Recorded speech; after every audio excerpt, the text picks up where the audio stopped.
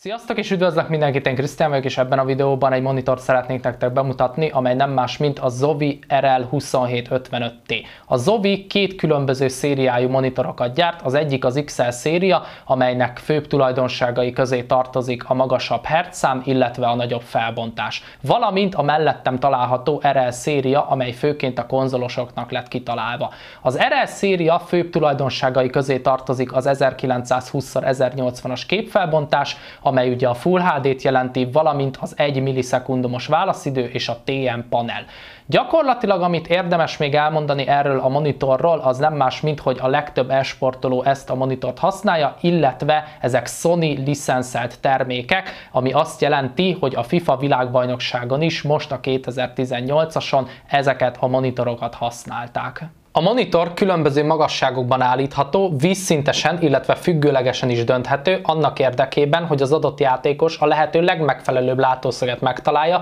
illetve pivot módban is használható. A flicker-free technológiának köszönhetően több óra játékidő után sem fárad el a szemünk, valamint a hosszabb streamelést is elősegíti. A Black Equalizer nevezetű funkció segítségével elég nagy előnyre tehetünk szert a különböző FPS játékokban, ugyanis ennek segítségével a sötét jeleneteket sokkal láthatóbbá teszi, anélkül, hogy a világosabb jeleneteket túl exponálná. A beállításokban található Color Vibrance értékeinek növelésével sokkal észrevehetőbb a labda, illetve a színek sokkal életűbbek lesznek, ezáltal jobban tudunk koncentrálni a játékra.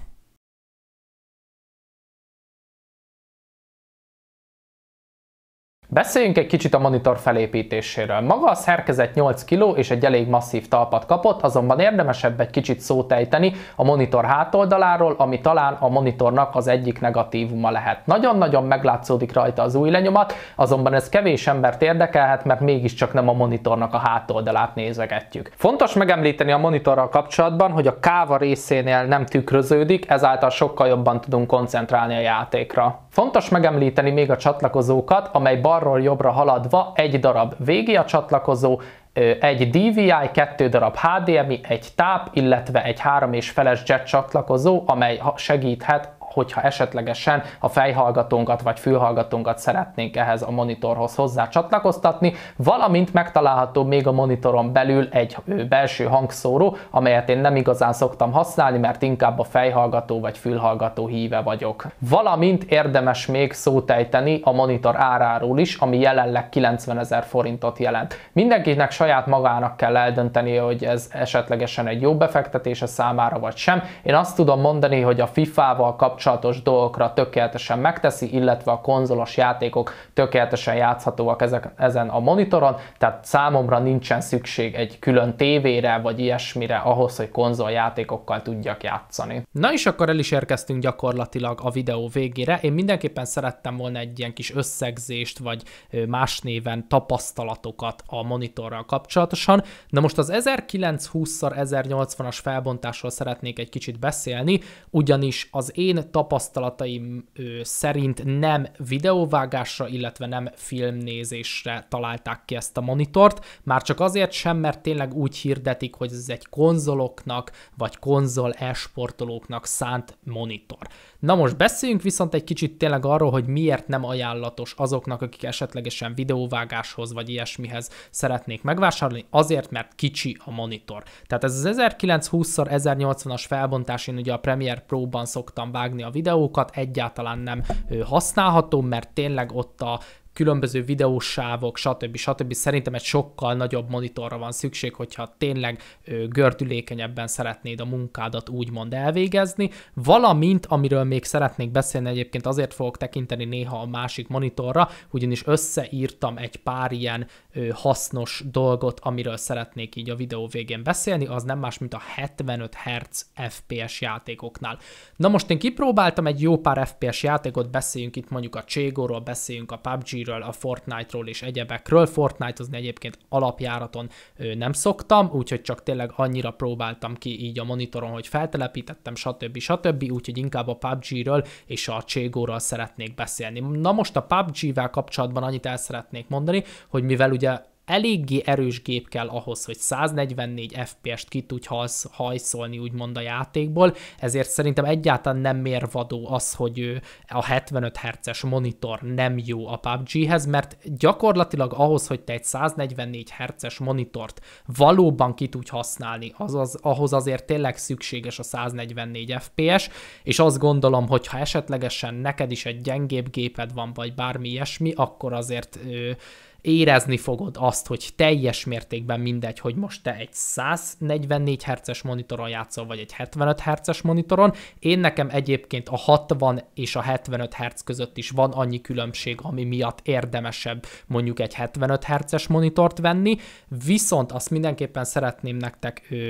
megemlíteni, hogy így a videóvágás, illetve filmnézés az tényleg nem volt a legeslegjobb, viszont minden másra tökéletesen használta a monitor, azonban én főleg azoknak szeretném ezt a monitort ajánlani, akik a konzolon szeretnének egy normális, nem laggos, nem delayes, nem akadozó játékmenetet folytatni, vagy éppenséggel játszani, mert tényleg tapasztaltam olyanokat más monitornál, illetve tévére kötve is, hogy egyszerűen a különböző késleltetések miatt akadozó volt a játékmenet, rosszabb volt, élvezhetetlenebb volt, viszont ennél a monitornál, konzolon nem tapasztaltam ilyet. Ugye sokszor beszéltem már arról, hogy én kipróbáltam egyébként más monitorokon is, mondjuk a FIFA 18-at, és egyszerűen azt vettem észre, hogy akadozott a dolog, nem volt a legsimább, valamint tévén is, tehát én, hogyha összehasonlítanék egy 300 000 forintos tévét mondjuk egy ilyen monitorral, ami gyakorlatilag töredéke áron megvehető, akkor én mindenképp a monitort mondanám, és nem azért, srácok, mert most mit tudom én, ezt a monitort én kaptam arra, hogy kipróbáljam, vagy akár megtarthassam, vagy bármi ilyesmi, hanem azért gondolom, hogy jobb megoldás, mint egy tévé, mert a monitornak sokkal kevesebb a késleltetése, nincs tényleg ez az akadozó játékmenet, és egyebek, úgyhogy emiatt én mindenképpen a monitort sokkal jobban ajánlom, mint hogy beleköltesz mondjuk egy 4K-s tévére, és sokan csinálják azt, és ez most nem a monitorral kapcsolatos, hogy megvesznek egy sima PS-t, vagy egy PS Pro-t, de nincsen hozzá mondjuk a PS Pro-hoz egy 4K-s tévéjük, stb. Ez nem ide tartozik, de sokan esnek bele olyan hibába, hogy megvesznek egy fullos konzolt, viszont a tévéjük, vagy a kijelzőjük, monitorjuk, bármi nem képes kihozni a maximumot abból a konzolból. Úgyhogy gyakorlatilag ennyi, amit el szerettem volna ezzel a monitorral kapcsolatosan mondani. Ugye az árát és egyebeket azt már elmondtam, mindenki saját maga döntse el, hogy éppenséggel jobban megéri a véleménye szerint egy tényleg Sony által licenszelt terméket megvásárolni, ami maximálisan kihozza a PS-nek a tudását, vagy esetlegesen beleköltesz egy jobb tévébe, nyilván azon tudsz filmet nézni, tudsz minden más csinálni, amit esetlegesen szeretnél, de én azt gondolom, hogyha valaki e-sport játékokkal szeretne foglalkozni, akkor nincs szükséged egy 600 cm-es tévére, vagy bármi hasonlóra, megveszel egy ilyen monitort, és tökéletesen ki tudod használni azt, amire egy konzol képes. Úgyhogy ennyi lett volna, amit el szerettem volna mondani. Én nagyon-nagyon szépen köszönöm mindenkinek, aki megnézte ezt a videót, illetve a Zovinak is nagyon-nagyon szépen köszönöm, hogy lehetővé tették nekem, hogy kipróbáljam ezt a monitort, illetve azt, hogy támogatták ezt a videót, úgyhogy találkozunk a következő ilyen videóban. Én Krisztián voltam, további szép napot kívánok mindenkinek, sziasztok!